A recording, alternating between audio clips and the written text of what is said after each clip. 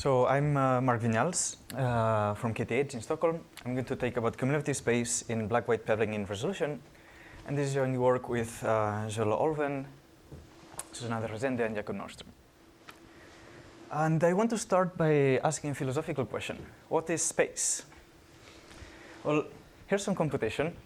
And I'm plotting the space of the computation using with respect to time. And here's another computation. Now it's not using much space, then using a lot, then not using space again. So which of the two do you think uses the most space? Well, usually we would say that the red one uses the maximum memory, so that's more space. But now imagine that you're running a lot of these computations, say in parallel. If you're running the red computation, maybe you're able to shift this peak in space a bit. And then it would be much better to run the red computation that would be use less space in total. So Alvin and Servinenko figured out that this was an important concept in cryptography and came up with this notion of cumulative space, which is just aggregating the space all over the proof. And what we do in this work is to study this notion of cumulative space in proof complexity, and in particular for the resolution proof system. So let's see what resolution is. And so in proof complexity, you start with some Boolean formula in CNF, like this one, and we want to prove that it's unsatisfiable. We do so by writing the proof on a blackboard. So what can we do? We can write some of the original clauses, the axioms, in the blackboard like this. Then from clauses that we already have in the blackboard, we can derive some new clauses. Since the proof system is resolution, we use the resolution rule over here. And then we can erase some clauses that we no longer need in order to save space. We keep doing that until we reach a contradiction, which is the empty clause right there. And then the questions are, well, how much time does it take for us to do this? So that's the length of the proof. And how large a whiteboard do we need? That's the memory or space of the proof. Let's look more closely at space. Now I just unravel the proof. I put all the whiteboard configurations one next to the other. And the space then is, we look at all of the configurations, count how many clauses are there. So here's one clause, that's space 1, 2 clauses, space 2, and so on. Look at the maximum over all these configurations. For instance, this one, space 3. So we say that the space of this proof is 3. And then the space of refuting a formula is just look at all the possible proofs of that formula, take the minimum over the proofs. There are some other space measures.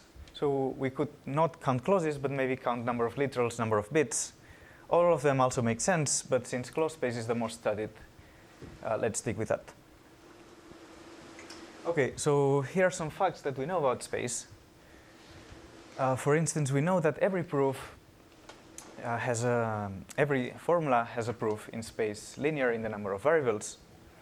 And in fact, there are some formulas where that upper bound is reached. So we have matching upper and lower bounds. And then one can also be interested in trade-offs between length and space. So there are some formulas where you have proofs in small space, some different proofs in small length. But as soon as you want the space to get closer to the minimum, then the length happens to be very large, so exponential in this case. These are the kind of questions that we're interested for space. And now how could we define cumulative space? So let's get back to the definition of space. Before we were just looking at the maximum space over all the configurations. If we want to measure the cumulative space, that's the aggregate space, we just need to sum all of these configurations. So sum the number of clauses, cutting with repetitions. So you see 14 clauses here. That's the cumulative space of this proof. And now the cumulative space of a formula then is take the minimum over all the proofs, just like in space. Right. So now let's get familiar with cumulative space. Let's make some observations. So for instance, if you have a maximum bound of space S, and then all of the configurations have space at most that.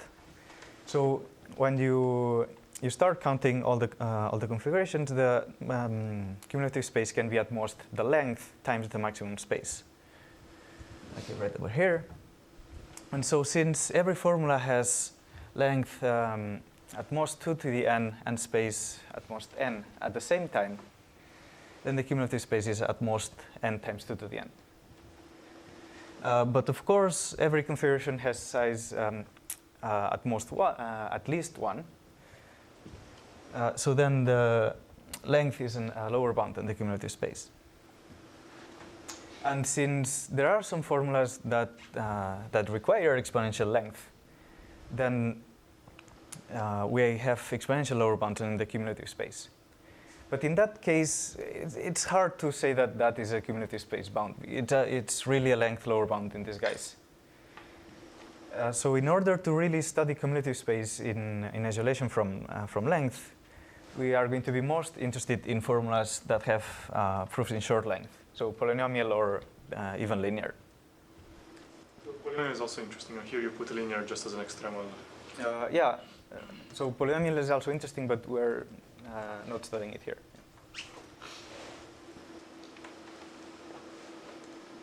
And another observation is that the space increases by at most 1 at every step. So we are either downloading one new clause or doing one inference step.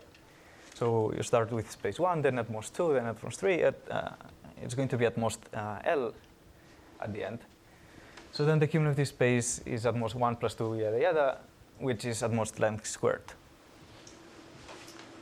And if we have small length, then these numbers start to make sense. But so this fact that the space increases by at most 1 also gives us a lower bound. Because now imagine that your formula has space S. Well, to reach that, at some point it has space S over 2. And now in order to get to space S, you need to do S over 2 space steps. All of these have space more than S over 2. So that gives you a quadratic lower bound. So with that said, let's go to some more interesting results. So first question I want to talk about is this length square upper bound that I mentioned. So is this tight or not? Well, if this question was about maximal space, it wouldn't be tight. So the equivalent trivial upper bound that you get is that the space is at most length. But in fact, every formula can be proved in space length over log length. So it wouldn't be tight. In contrast, for cumulative space, we do have formulas that match this upper bound. So they can have linear length and cumulative and quadratic cumulative space, no logs.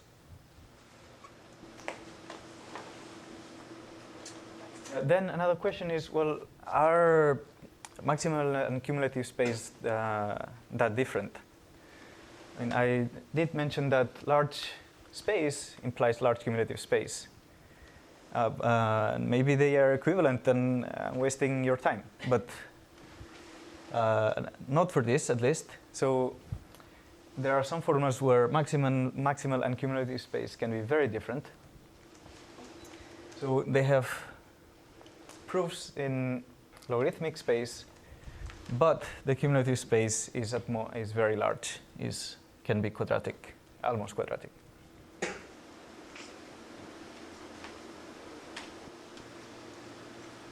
And so then about trade-offs, that was the other question that I mentioned about space.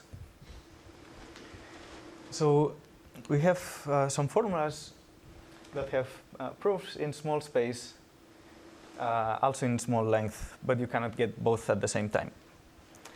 And now the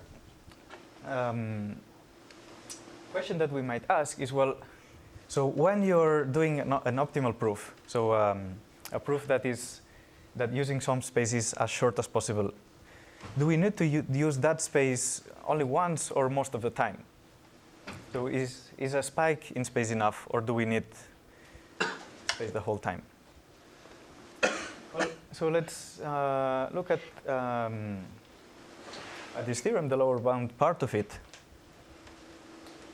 which says that so proofs in space S need length n squared over S squared. Let me just move the space over here. Length times space is at least n squared over S. Now, this happens to be an upper bound on cumulative space. So wouldn't it be great if we could substitute this for cumulative space? And yes, we actually can do that. But so this is a bit hard to read. Let me tell you what this actually means. So since every proof in this space needs so much cumulative space, then when you try to do the proof in optimal space and optimal length, so a proof in this space and length does exist, then in order to get this cumulative space, you actually need a lot of configurations, so a constant fraction of the total that has the maximum space, or at most, almost the maximum space.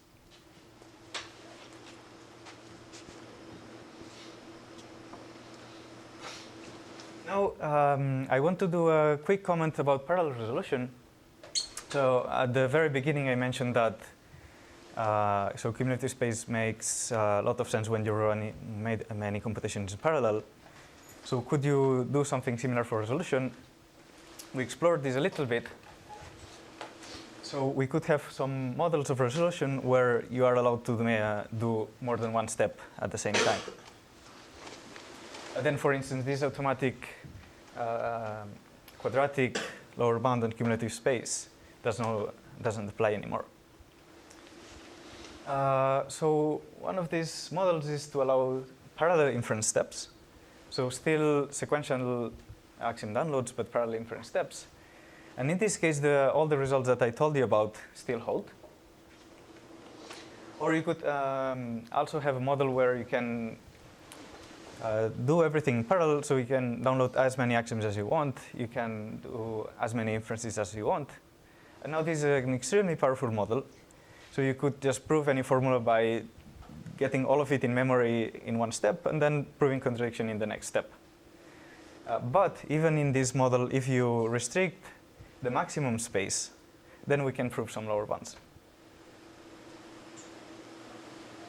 And finally, let me tell you a bit of the techniques we use to prove these results. So, okay, the title of the paper has to do with pebbling, so I'd better talk about pebbling. So we prove our results using this pebble game, which is a combinatorial game that you play on graphs, and it's used as a model, a very simple model to measure space. Now, the idea is that we can prove some lower bounds in this pebble game, and that's where actually most of the work is there, and then translate those lower bounds to resolution. How do we do that? Well, so for every graph, you can define a formula, the pebbling formula of that graph, and then we use this lemma that if there's a resolution proof of that formula in some length space and cumulative space, you can get a pebbling strategy for the graph in the time L space S cumulative space C.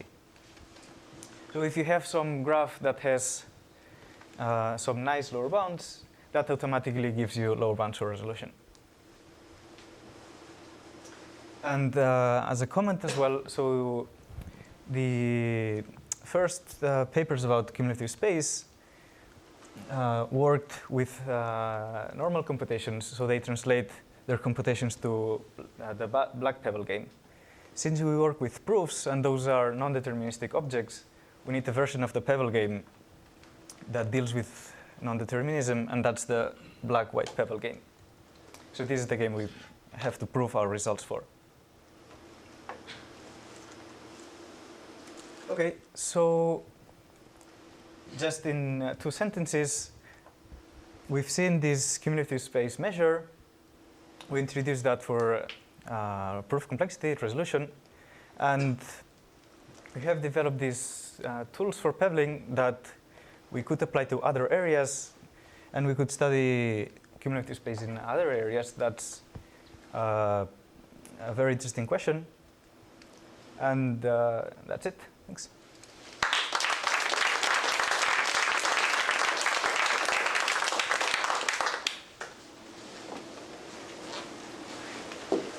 Any suspicions of what these other areas may be?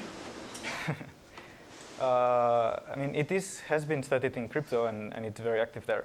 Yes, These memory card hash functions. But there is no non-determinism, right? So one may have to look for situations where there's some amount of non-determinism, maybe, right? Or So that's if you want to use the black-white pebbling, but if you use the normal black pebble game, then you might study normal computations. right, but then you wouldn't be like one proof. Yeah, I mean, any area in TCS would be